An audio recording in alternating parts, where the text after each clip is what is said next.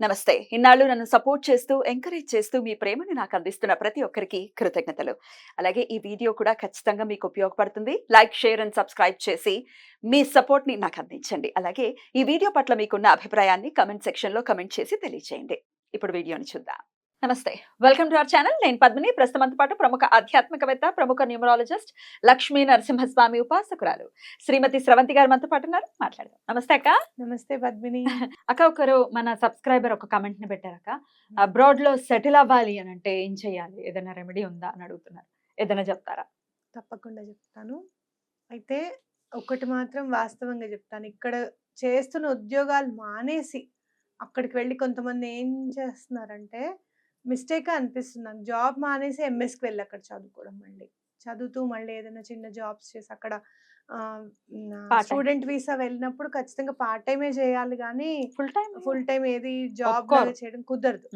ఎందుకు అంత కష్టపడడం అని అనిపిస్తుంది నాకు.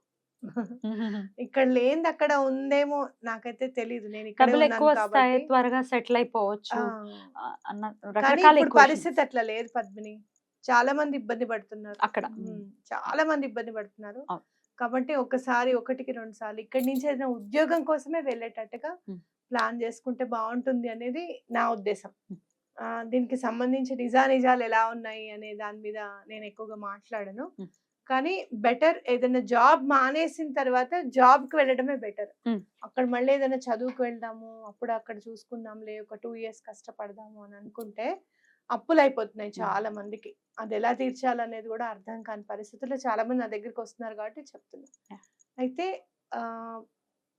దీనికి ఒక స్విచ్ వర్డ్ ఉంది పద్మిని. తప్పకుండా స్విచ్ వర్డ్ ఒకటి చదువుకుంటే చాలా మంచిది. అట్లాగే మనకి విదేశాలకు వెళ్ళాలి అనుకుంటే గనక అమ్మవారి అనుగ్రహం చాలా ఇంపార్టెంట్ అనమాట. దుర్గా అమ్మవారికి దండం పెట్టుకుంటే మీకు ఎక్కువగా అక్కడ అలా ఉంటుందట, అక్కడ అలా చాలా బాగుంటుందంట అనేది ఇల్యూషన్ గానీ హాల్యూసినేషన్ అనుకో, లేకపోతే సూపర్ ఉంటుంది కదా మనం ఇమాజినేషన్. రాహుకి సంబంధించింది కదా ఆయనే మంచి మంచి ఐడియాలు ఇస్తాడు. అక్కడ తీసుకెళ్ళి తొక్కాలన్నా మళ్ళీ ఆయనే తొక్కకుండా ఉండాలంటే అవునా కదా.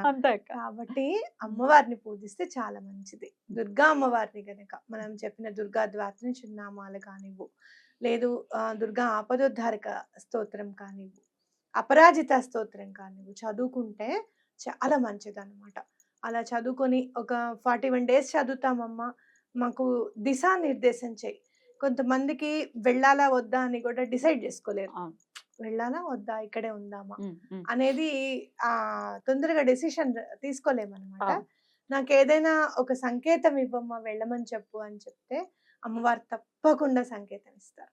అలా ఇంకా సంకేతం గురించి మాట్లాడాలి అంటే వారాహి అమ్మ తర్వాత ఎవరైనా అలా వారాహి అమ్మవారి 12 నామాలు చదివి, అమ్మ నేను వెళ్ళాలి వెళ్ళొద్దు అనేది నాకు ఎలాగో అయినా సరే స్వప్నం ద్వారా అయినా సరే నాకు చూపించమ్మా అని చెప్తే అమ్మవారు ఖచ్చితంగా చూపిస్తారు పద్మిని. స్వప్న వారాహి అయ్యా. నాకు ఒకసారి అలానే దండం పెట్టుకుంటున్నాను ఒక విషయం పైన. మీలో ఇంతమందికి దండం పెట్టుకున్నాను కదా, ఎవరో ఒకళ్ళు నాకు కళలో కనిపించి ఈ పని సక్సెస్ అవుతుందని చెప్పండి అమ్మా అని దండం పెట్టుకుంటే వారాహి అమ్మవారే కనపడ్డారు నాకు. అది కూడా మనకి హోమంలో కనిపించారు చూసావా, ఒకసారి ఇలా తెల్ల బొట్టు పెట్టి అలానే కనపడ్డారు. చాలా నవ్వుతూ కనిపించారు. నాకు అనిపించింది అనమాట, ఆహా ఈ పని అయిపోతుంది, సక్సెస్ అవుతుంది అని చెప్పి. తప్పకుండా మీరు కూడా అలానే దండం పెట్టుకోండి. దిశానిర్దేశం అనేది తప్పకుండా కనపడుతుంది మనకి. అలాగే ఎక్కడికన్నా వెళ్ళినప్పుడు గురువు అనుగ్రహం ఉంటే కూడా మనకి తొందరగా ఉద్యోగం దొరకడానికి కూడా అవకాశం ఉంటుంది.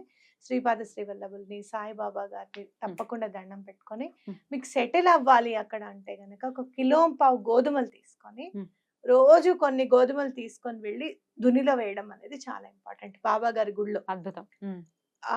అది చేస్తే గనక ఎటువంటి పరిస్థితుల్లోనూ అబ్రాడ్ ఛాన్స్ రావడానికి అవకాశం. అయితే భర్త వెళ్ళాలి అని అనుకుంటే భార్య చేయటం, పిల్లలు వెళ్ళాలి అనుకుంటే తల్లి చేయటం తప్పకుండా చేయొచ్చు, తప్పేమీ లేదు.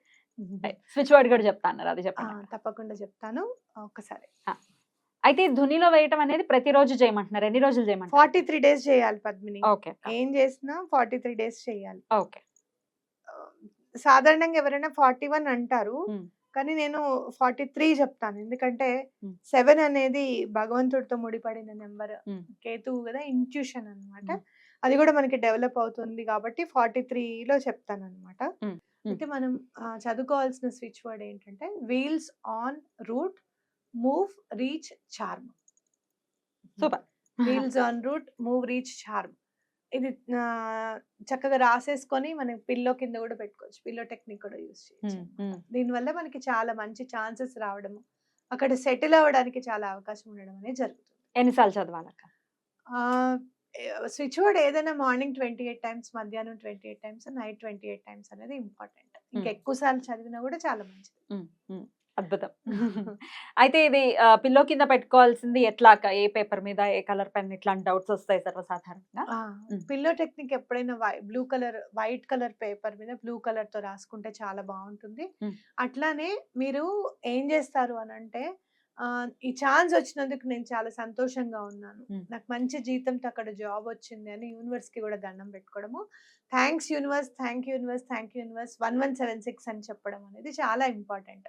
ఏదైనా కూడా పని అయిపోయింది అని అనుకుంటే గనక గ్రాటిట్యూడ్ చెప్తే తప్పకుండా మనకి తిరిగొస్తుందనమాట. హ్మ్. హ్మ్. ఇప్పుడు ఎవరన్నా ఉన్నారనుకో నీ దగ్గరికొచ్చి మీ సహాయం అందించినందుకు చాలా థాంక్స్ అండి. ముందు మాటిచ్చేసేయ్ అని అంటాను చూడు మనం ఫస్ట్. హ్మ్. అవునా కదా! అవును. అమ్మ మా చిన్నదంటది "నువ్వు తిట్టనని చెప్తే నేనొక పని చెప్తా. నేనొక మాట చెప్తా" అంటది.